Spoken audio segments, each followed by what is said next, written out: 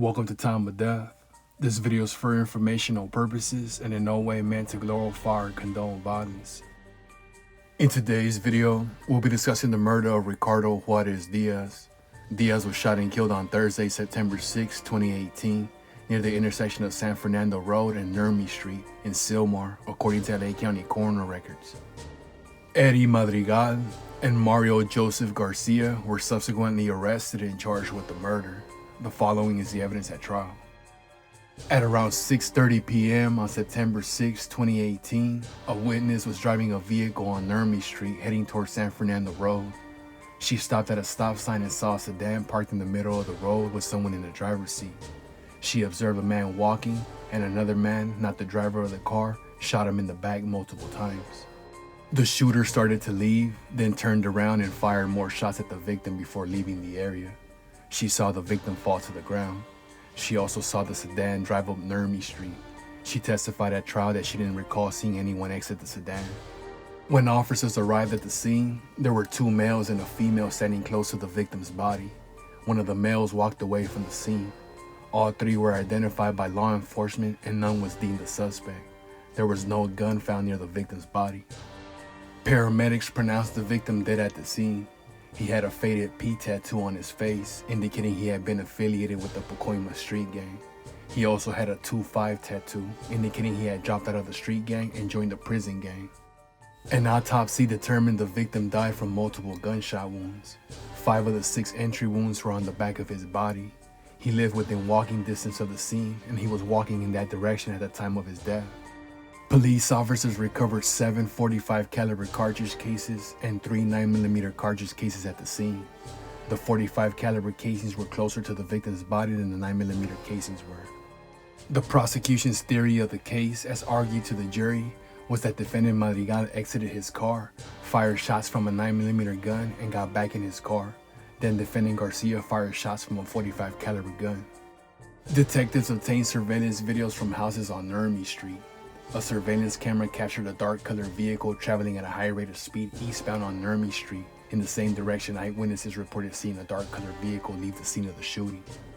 Using still shots from the video, a detective was able to identify the vehicle as a 2006 to 2010 Lexus Model 250 or 350.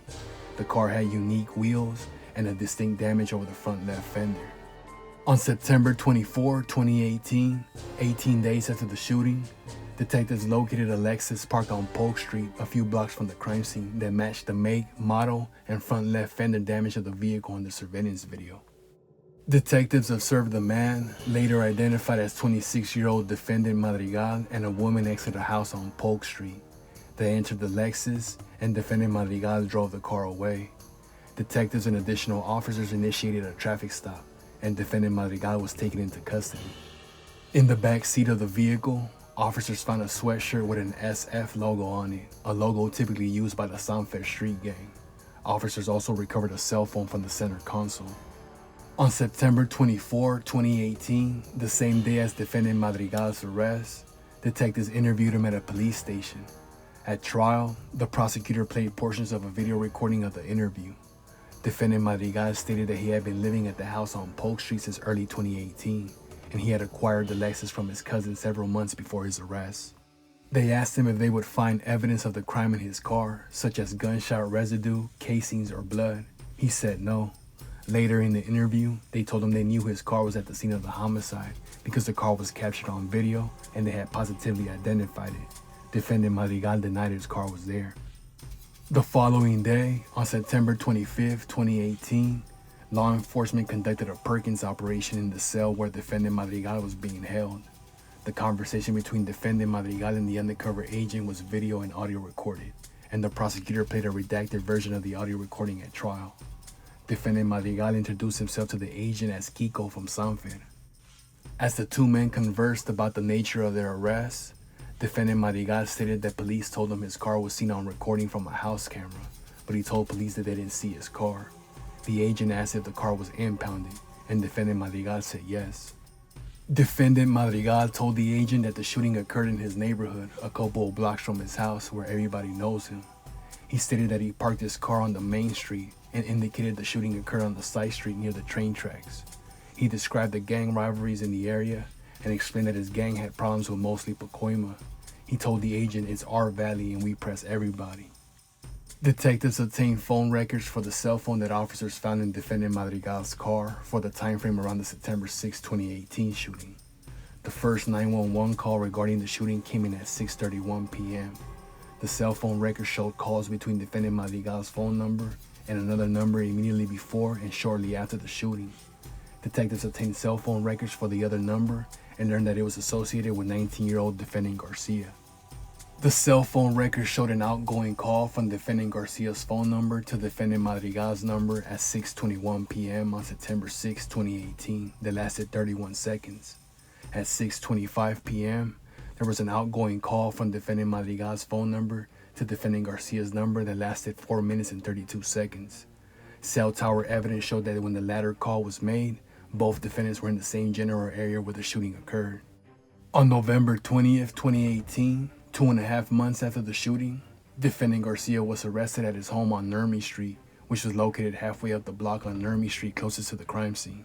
A fence at the edge of the home's backyard abutted the alley into which eyewitnesses saw the shooter run.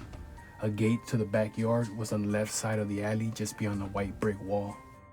On November 20th, 2018, the same day as defendant Garcia's arrest, law enforcement conducted a Perkins operation in the cell where defendant Garcia was being held. The conversation between the undercover agent and defendant Garcia was video and audio recorded, and the prosecutor played a redacted version of the video and audio recording at trial. Defendant Garcia asked the agent, "Where you from, homeboy?" After the agent responded, defendant Garcia introduced himself as Chief from Sanfed. Defendant Garcia indicated he was not sure why he was arrested. The agent advised him to just listen and not volunteer information when the officers interviewed him, and to go proper so he could find out what evidence they had against him. Defendant Garcia asked the agent, "What if I was ski masked up and everything? I got the burner, I dropped it, it's already gone, right?"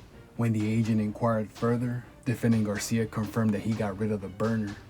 The agent told Garcia to make sure he got rid of the ski mask because officers would test it for DNA if they found it. Defendant Garcia asked the agent if he would be good if officers didn't find the ski mask or anything else connected to the crime, and the agent answered affirmatively.